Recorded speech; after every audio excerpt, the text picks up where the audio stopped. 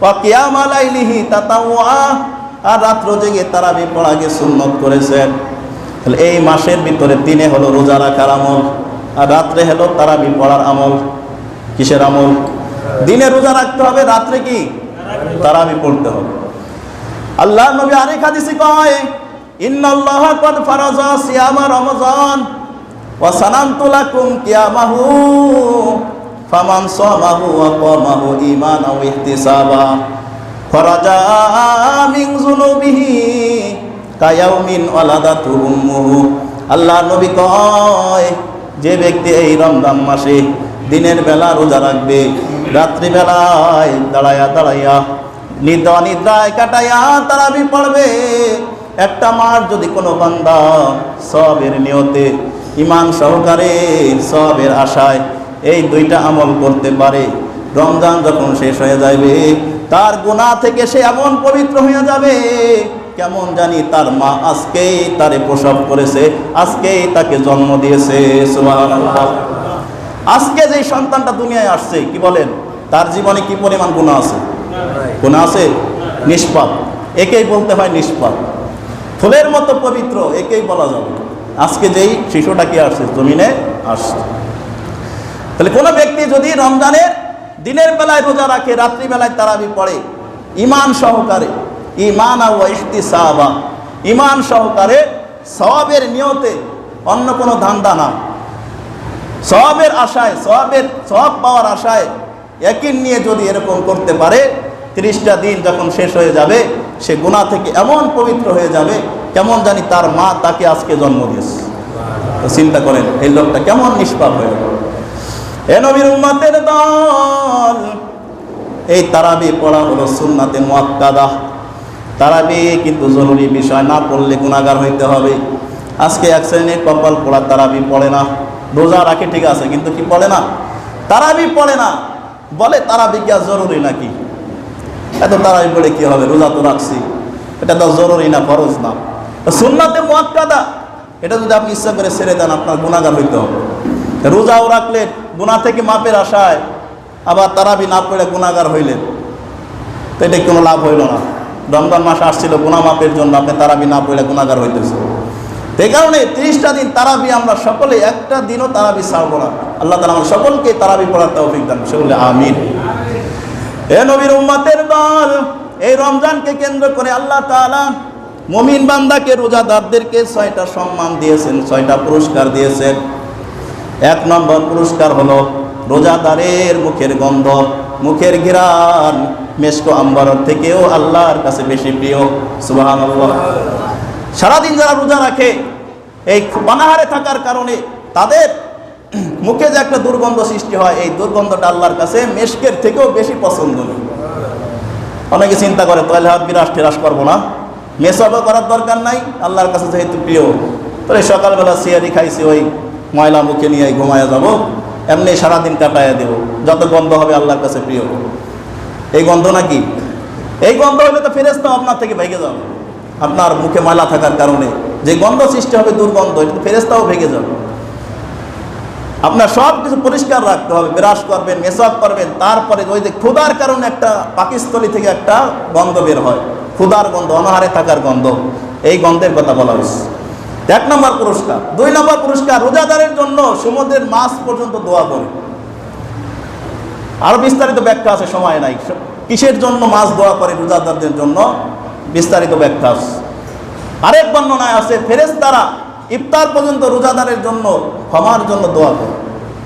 3 নম্বর পুরস্কার রমজান রোজাদারদের জন্য, এই রোজাদারের জন্য রমজানের প্রত্যেকটা দিন জান্নাতকে সাজাইতে থাকে, সুসজ্জিত করা। 4 নম্বর পুরস্কার, রমজানের শেষ রাত্রে রোজাদারের গুনাহকে মাফ করে দেওয়া হয়।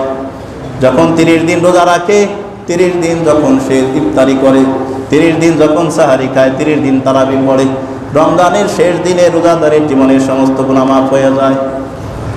5 নম্বর পুরস্কার, এই রমজানের প্রত্যেকটা দিন একজন ফেরেশতা একজন ঘোষণা করে, ইয়া বাগিয়াল খাইর আকবিল, হে পুণ্যকামী, হে নেকের আকাঙ্ক্ষাকারী, তোমরা সামনে বাড়ো, আরো নেকির কাজ করো। ওয়া বাগিয়া শাররি আকসির, হে গুনাহগার যারা গুনাহ করতে ভালোবাসো তোমরা নিবৃত হও আর গুনাহ করো না। এরকম রমজানের প্রত্যেকটা দিনে ফেরেশতারা ঘোষণা দিতে থাকে। আরেকটা সম্মান, 6 নম্বর সম্মান হলো এই রমজান মাসে দুর্বৃত্ত শয়তান, খারাপ জিন্নাত, খারাপ শয়তান, এদেরকে শিকল দ্বারা আবদ্ধ করা হয়, যার কারণে এই শয়তান মানুষকে অন্য মাসে যে পরিমাণ ধোঁকা দিতে পারে এই রমজানের ভিতরে সেই পরিমাণ ধোঁকা দিতে পারে না। রমজান মাসে শয়তানকে কি করা হয়? আবদ্ধ করা হয়, শয়তানকে বেঁধে রাখা হয়, সমুদ্রের ভিতরে নিক্ষেপ করা হয়। তো অনেকে আবার প্রশ্ন করতে পারে, শয়তানকে যদি বেঁধে রাখা হয় তাহলে রমজান মাসেও তো মানুষ গুনাহ করে, তো গুনাহগুলো কেমনে হয়? শয়তান তো বাধা। তো গুনাহ হওয়ার কারণ হলো বাকি 11টি মাস যে শয়তান তাকে কি করছে? নাড়াইছে, শয়তান তাকে ধাক্কাইছে, শয়তান তারে ধোঁকা দিছে। ওই 11 মাসের যে আকর্ষণ রয়ে গেছে, কিছু মানুষ আছে দেখবেন 11 মাসের ধাক্কায় বাকি 1 মাসও চলে যায়, ঠিক কিনা জোরে বল? রেলগাড়ি থেকে আমরা বুঝতে পারি, রেলগাড়ি কিন্তু ডাইরেক্ট এসে স্টেশনে বন্ধ করা যায় না, আগের থেকে বন্ধ করতে হয়, তারপরে গতি কমাইতে হয়। যারা দেখবেন রমজানের গুনার কাজ করে তার কারণ হলো ওই যে 11টি মাস শয়তান তারে চালাইছে, ওই ধাক্কায় ধাক্কায় 1 মাসে পার হয়ে যায়।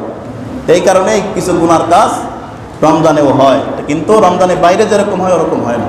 এইটা 6টা পুরস্কার আল্লাহ তাআলা রমজানের রোজাদারকে দান করে। এরপরে আল্লাহর নবী বলেন, ওয়া শাহরুস সাবর ওয়াস সাবরু সাওয়াবুল জান্নাহ, এই রমজানটা হলো সবরের মাস আর সবরের প্রতিদান হলো জান্নাত। ওয়া শাহরুল মুআসাত, এটা হলো সহানুভূতির মাস, একে অপরের প্রতি দরদ দেখানোর মাস রমজান মাস। এরপরে আল্লাহর নবী বলেন, মান ফাত্তারা ফিহি সাইমান কানা লাহু মাগফিরাতুল লিযুনুবিহি ওয়া ইতকু রাকাবাতিহি মিনান নার। আল্লাহর নবী বলেন, এই রমজান মাসে যারা একজন আরেকজন ইফতার করাবে তাদের জন্য 3টা পুরস্কার। কয়টা পুরস্কার? রমজান মাসে যারা অপর ভাইকে ইফতারের ব্যবস্থা করবে তার জন্য 3টা পুরস্কার। 1 নম্বর পুরস্কার, কানা লাহু মাগফিরাতুল লিযুনুবিহি, এই ইফতারি করানো তার গুনাহ মাফির কারণ হবে। যে ব্যক্তি অন্য ভাইকে ইফতারি ব্যবস্থা করবে, ইফতারি করাবে, এই কারণে তার জীবনের গুনাহ মাফ হয়ে যাবে। সুবহানাল্লাহ। ওয়া ইতকু রাকাবাতিহি মিনান নার, 2 নম্বর পুরস্কার, সে জাহান্নাম থেকে আল্লাহ তাআলা পরওয়ানা দান করবে, মুক্তি দান করবে। 3 নম্বর পুরস্কার, ওয়া কানা লাহু মিসলু আজরিহি মিন গায়রি আইয়ুন তাকাসা মিন আজরিহি শাই। 3 নম্বর পুরস্কার হলো, আমি যেই ভাইকে ইফতারি করাইলাম, ইফতারি করার কারণে ওই ভাই যে রোজা রাইখা সারাদিন রোজা রাইখা যে সওয়াব পাইছে, আমি তাকে ইফতারি করার কারণে একটা পূর্ণ রোজার সওয়াব আল্লাহ আমাকে দান করবে। সুবহানাল্লাহ। একজনকে ইফতারি করাইলে সে রোজা রাইখা যে সওয়াব পাইছে, আমাকে আল্লাহ তাআলা এরকম পূর্ণ একটা রোজার সওয়াব দান করবে। এবং মিন গায়রি আইয়ুন তাকাসা মিন আজরিহি শাই, কিন্তু যে ব্যক্তি রোজা রাখছে, যাকে ইফতার করাইলাম, তার সওয়াবে কিন্তু কি হবে না? কোনো ঘাটতি হবে না। অনেক চিন্তা করতে পারে যে ইফতারি করাইলাম, আমার একজন ইফতারি করাইলো, সে তো পূর্ণ একটা সওয়াব পেয়ে গেল, আমার রোজার থেকে মনে হয় সওয়াব কমে যাবে। বলে না, আমার রোজার সওয়াব ঠিকই থাকবে, কিন্তু ওই ভাই ইফতার করার কারণে পূর্ণ একটা রোজার সওয়াব তাকে আল্লাহ দান করবে। তো 3টা পুরস্কার আমরা পাইতেছি কোনো রোজাদারকে ইফতারি করার কারণ। সাহাবায়ে কেরাম প্রশ্ন করলেন, ইয়া রাসূলুল্লাহ, আমাদের সকলের তেমন সামর্থ্য নাই যে আমরা রোজাদারদেরকে পেট ভরে তৃপ্তি সহকারে ইফতার করাইতে পারি। নবীজি বললেন, সাহাবীরা, তৃপ্তি সহকারে পেট ভরাইয়া ইফতারি করানো জরুরি না।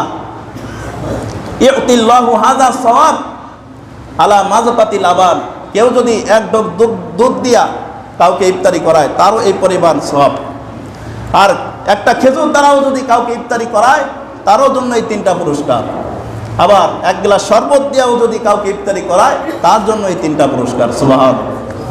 কেউ যদি আবার তৃপ্তি সহকারে ইফতারি করায় তার জন্য একটা পার্সোনাল ফজিলত আছে। 3টা তো থাকবেই, 3টা ছাড়া 4র্থ একটা ফজিলত তাকে দেওয়া হবে। কেউ যদি কোনো রোজাদারকে তৃপ্তি সহকারে ইফতারি করাইতে পারে, পেট ভরে উন্নত মানের খানা দিয়ে।